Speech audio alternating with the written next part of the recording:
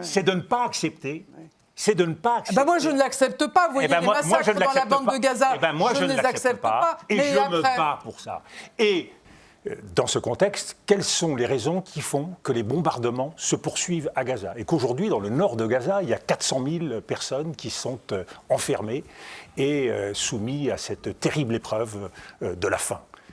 C'est l'obligation pour la communauté internationale de savoir ce qu'il se passe. On ne peut pas laisser dans l'obscurité un territoire de 365 km² dont on ne peut pas sortir. Ils sont assiégés, ils n'ont pas de quoi se nous défendre en Ukraine. Ceux qu'il faut défendre en Ukraine et ceux qu'il faut défendre à Gaza et au Moyen-Orient, et en particulier le fait que le droit international doit être respecté dans un cas comme dans l'autre. Elisabeth Borne.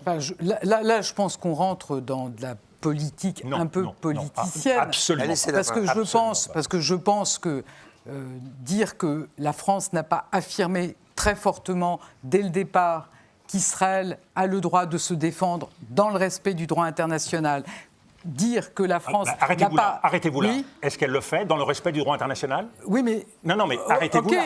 Arrêtez-vous là. Mais qui ne le dit pas aujourd'hui? Et quelle est votre solution magique de ne pas accepter. C'est de ne pas accepter. Moi, je ne l'accepte pas. Vous voyez les massacres dans la bande de Gaza. Moi, je ne les accepte pas. Et je me bats pour ça. Et les États-Unis...